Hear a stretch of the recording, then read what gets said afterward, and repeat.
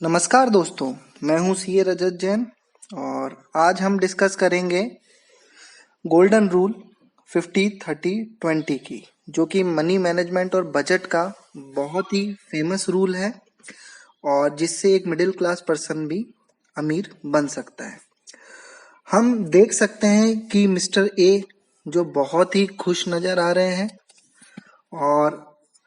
वो खुश इसलिए हैं क्योंकि उन्होंने अपना मनी मैनेजमेंट बहुत अच्छे से किया है और उन्होंने अपना पूरा फोकस इन्वेस्टमेंट पे पहले किया है और एक्सपेंस पे बाद में। दूसरी तरफ अपन देख सकते हैं मिस्टर बी को, जो अपनी सैलरी या इनकम आते ही एक्सपेंसेस पहले कर देते थे और सेविंग और इन्वेस्टमेंट पे बिल्कुल ध्यान नहीं देते थे और अब वो कुछ ज्यादा ही परेशान दिखाई दे रहे हैं। तो आप देख सकते हैं मिस्टर ए और मिस्टर बी में डिफरेंस। अब हम समझते हैं कि हम रिच बनने की इस सीढ़ी में कैसे आगे बढ़ सकते हैं। तो जो रूल ऑफ 50-30-20 बोलता है, उसमें 50% गोल्डन रूल में नीड्स के लिए है, 30% है वो वांट्स के लिए है और 20% है वो आपके इन्वेस्टमेंट और सेविंग के लिए है। इसको अपन ऐसे समझ सकते हैं कि जैसे अगर किसी को सैलरी या इनकम जो भी वो उसको हो रहा है,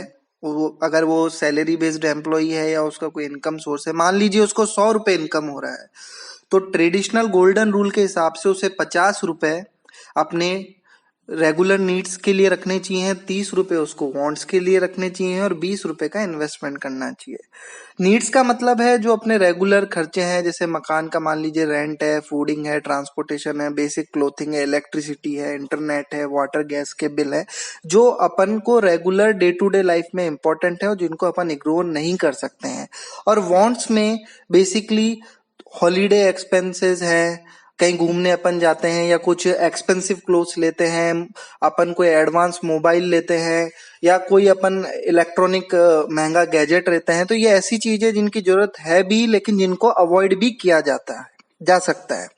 और 20% अपन को इन्वेस्टमेंट एंड सेविंग में कम से कम डालना चाहिए as per golden rule. Like अपन फिक्स डिपॉजिट कर सकते हैं, provident fund, public provident fund, mutual fund, stock और रियल एस्टेट्स में, और अपन वहां से अच्छा रिटर्न कमाकर अपन अपने फाइनेंशियल फ्रीडम के गोल को अचीव कर सकते हैं। अब यहाँ पे सबसे मेन देखने वाली बात यह है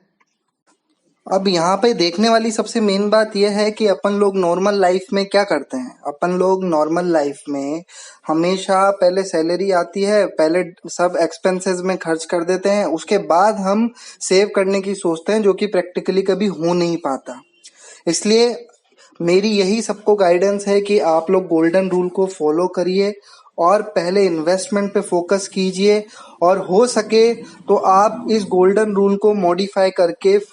आप 40% तक सेविंग एंड इन्वेस्टमेंट करने की कोशिश कीजिए, अपनी वांट्स को रिड्यूस करके, ताकि आप एक बेटर फ्यूचर अपनी फैमिली, अपने बच्चों के लिए, अपने फैमिली के लिए कर सकें और फाइनेंशियल फ्रीडम को अचीव कर सकें। अगर आपको ये वीडियो अच्छा लगा तो लाइक कीजिए, शेयर कीजिए और सब्सक्राइब कीजिए और बेल आइकन पे हिट कीजिए। Thank you.